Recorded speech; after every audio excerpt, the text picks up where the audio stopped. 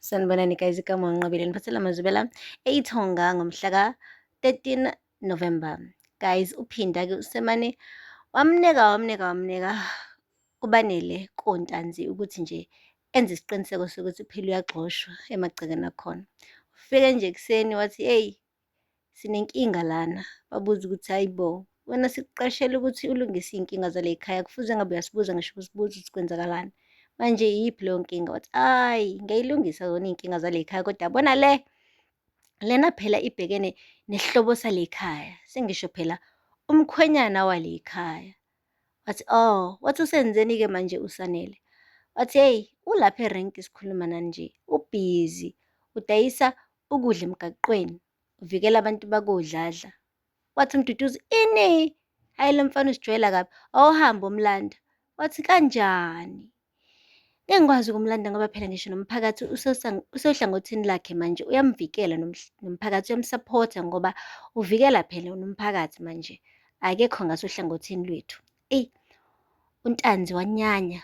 UMduduzi wathi noma thiwa kunjalo makalandwe. Wathi yazi lo mfana ngendlela edelela ngayo, uze wathi menimfuna nizomthola ngaphansi komsila wembongolo, kakhulukazi wena Ntanzi, ukubize ngonqobizitha. Wathi utshela uNqobizitha ukuthi mengifuna uzongithola ngaphansi komsila wembongolo. Imagine guys, uBanele wonke esho leyo nto leyo. Yazi leyo language iyabonakala nje ukuthi ilanguage kaPhinda. Nabo Ntanzi mekuthi bahlakaniphile bazobona ukuthi manje uPhinda useyamrabhela uBanele. Ufuna nje ukuthi hhayi bamxoshe. Guys, akupheli-ke lapho. UZama-ke naye ufike bandla ekhakhazela laphaya, ebhizi efunana naye uBanele. Ethi, Gukulami, Sanele, ulaphi? Magwaza. Ayibo, wathi nya endlini. Wamane wahleka uPhinda. Wathi uhlekani wena? Wathi hhayi, bengingahleki nje. Wathi uzwakale ngathi uyahleka kodwa. Wathi oh, ngakhumbula yazi phela bengifuna ukukutshela ukuthi yabona lo mbizayo ulaphaya emgaqweni, dayisa amagwinya, usiza abantu bakadladla. Wathi uqamba amanga. Konke lokho kusho ngoba nakufuna ngiphatheke kabi. Wathi oh, ngempela. Wathi ngiyakutshela kungaphansi kwey'keti namaphinifa laphaya abafazi bakadladla-ke nje lowo Sanele obhizi umbiza la. Hhayi, uZama-ke guys, waphatheka kabi-ke. Kodwa-ke uPhinda wamtshela ukuthi ngakutshela ukuthi yabona le relationship yakho nomfana kaMagwaza ayizuphetha kahle. Kunjani makunje? UZama wacasuka wathukuthela, wabona ukuthi-ke mekunje akamane ahambe ngey'nyawo guys, akafunanga ngisho imoto. Wahamba ngenyawo eyoyibhekela yena uBanele wakhe. Uthe mefika nje impela nali itafula limisiwe, kuyadayiswa la ukudla, kanti-ke ubesesebhizi ubhuti ey'tika eshaya u-fork and knife, edla ukudla kwalaphaya kodladla, ehleli nombala eqiphothekile etafuleni. Eyi, kube nje ukufika uZama wabona ukuthi hhayi la bantu laba sengathi impela sebeqala ukuthandana manje. Hheyi, kanti-ke vele phela kwesho kuthiwa la manzi asekama khona aphinde ame futhi. Manje ukube bekuwuSanele loya besingakusho lokho, manje inkinga uBanele. So uBanele usesoft kakhulu kubantu bakadladla, usungazuthemba ukuthi uSanele loya. Akupheli-ke lapho guys. Umane nje wathi uZama, ya, bengithi yazi ngize kwindoda yami, baba wengane yami, ubaba kaJunior, kodwa ngiyabona ukuthi ubhizi la uhleli ufuqana namagwinya angcolile. Hayibo guys, umbala wamane wabheka phansi. uSanele-ke wamthatha wamyisa eceleni, bakhulumela eceleni. Wathi yini manje ufunani lana? Hey guys, uBanele usebuza uZama ukuthi ufunani lana? Wathi uZama, hayi mntwana uyagula futhi kade ekhahlela uyakufuna. Ezama phela ukuthi enze uBanele abe mnene kuyena. Eyi, uBanele mane wathi ngeke kuzomele uphinde emuva.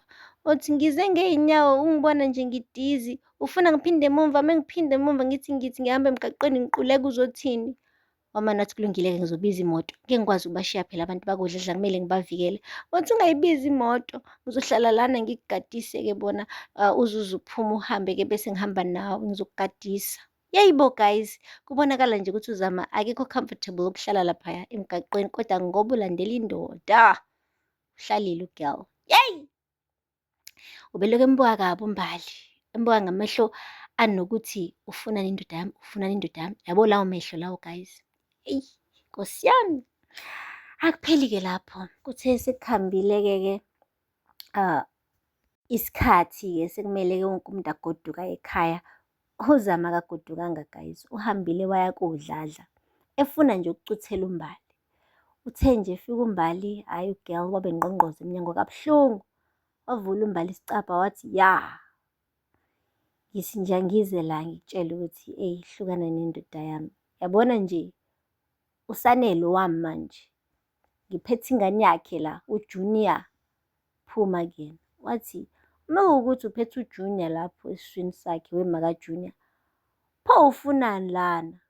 Wathi, hhayi ngizokukhumbuza nje ukuthi, musukudlalela phela ey'tsheni ey'fayo. Wami loya muntu, phuma bo.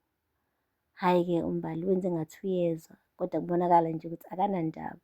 Uma kuwukuthi ngempela-ke uyafuna uMagwazi ukuthi athi love back. Kuyena uMbali kuyabonakala nje guys ukuthi angavuma. Noma sekukhona leliya phoyisa leliya mchunu, kodwa still inhliziyo kaMbali isanamathele laphaya kuMagwaza. Guys, akupheli-ke lapho. Kontanzi-ke nakhona kushubile. Ngoba uMduduzi uye kuyena phela uNqobizitha, uNtanzi. Hhayi impela emlapha eduze kwethuna likankosikazi wakhe, ebalisa ngenhliziyo. Washo ukuthi hawu yazi Mpangazitha, kuloke uze lezi ndaba zikaPhinde ekuseni awubanga muhle. Wathi webafo sayifuya inja. Yazi sayifuya inja, sayiphakela yaqeda isifuna ukusiluma. Yazi kube yiphutha ukuthi ngilethele umfana ngizomhlalisa la. Wathi uMduduzi uqinisile kona bafo, phela loya mfana loya useyakwazi nani ukuba ubhosi. Yabo meke waba yibhosi empilweni yakho waphatha umuntu, kuba nzima ukuthi ulawuleke kalula. Thina nje sibe wrong ngokuthi siyiphiphi inja, ngoba manje izosiluma vele bekufanele isilumele nje vele yazi okukhulu ngeke. Kodwa-ke manje kuzomele sizame ukunciphisa ukuba nomusa. Kusho uNtanzi-ke manje. Kushuthi kahle kahle umusa abekade bemupha wona uSanele usuphelile guys. Usho nje kahle uNtanzi ukuthi bazoqala ngokuvala amakhadi emali. Yonke le mali ebekade yiswayipha lapha, yiswayipha enika abantu. Bemthatha phela njengomkhwenyana bemuphe iy'mali sizovaleka. Abese-ke eyakhumbula-ke ekhaya. Asithembe ukuthi uzokhumbula ekhaya koMagwazi ukuthi akaxoshwanga phela uyena owayehambela bakithi. Guys, kunzima. Lapho-ke u-Ayanda-ke njengoba ade ngishilo izolo uhambile waya ephathini waphalaza kwayisimanga. Kuseni utshwala bebungakadamuki, kodwa-ke uma wakhe utholile ukuthi hhayi ugirl akalalanga ekhaya. Bembheka kusuku lonke, kodwa-ke ugcine utholile kumkhondo. Yena-ke uBanele wafika khona le kodladla-ke emfuna la komfowabo akaMbali, uLungelo. Hhayi uLungelo-ke bathe kumkinya kabili kathathu-ke bembuzisisa ukuthi kungani u-Ayanda equlekile. Wakhuluma lonke iqiniso umfana wathi hhayi utshwala akamenzanga lutho. Okay, wase washo-ke uBanele ukuthi uzomgeza-ke umntwana omncane u-Ayanda, abese-ke ehamba emgodukise-ke emise ekhaya. Ngoba bengathi unuka utshwala kakhulu, enqena ukumletha koMagwaza enuka kabi ephuzile. Ufikile kuGelesa Tipsy laphaya elethwa uyena-ke uBanele. Yo guys, washo kahle uMakhomalo ukuthi yabo njengoba unje ungalalanga ekhaya sengizokuthatha ngikugodukise ngikuyise le emafamu emakhaya. Omane wathi hayi bo Makhomalo, ungayenzi leyo nto Makhomalo. Ayanda guys, hayi ushintshile bakithi. Umane nje uNjinji wamthatha wamlahla lapha e-rooms abamvalela bamkhiyela. Kodwa-ke emva kwalapho-ke uBanele uthe uyanethezeka uhlala phansi kwathi wahamba, akusiyena wale ekhaya wena wakaNtanzi, phuma uphele emzini wami. Naye-ke guys uMakhomalo behashe ey'nganeni zakhe angifuni ukungasho. Mhlampe ingakho nje zigcina sezimhlula kangaka. Unesandla esiqinile, kanti noma kuthiwa umzali isandla kumele usiqinise kodwa uphinde ubuye usithambise ukuze iy'ngane y'ngeke zikuzonde phela. Guys, aphela lapho-ke amazwibela namhlanje. Ungakhohlwa ukusubscribe and like and comment.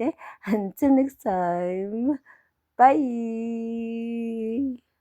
Sanibonani guys, igama wanqabile niphathela amazwibela eIthonga ngomhla ka-13 November.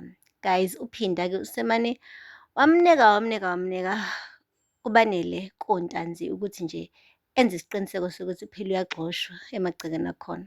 Ufike nje ekuseni wathi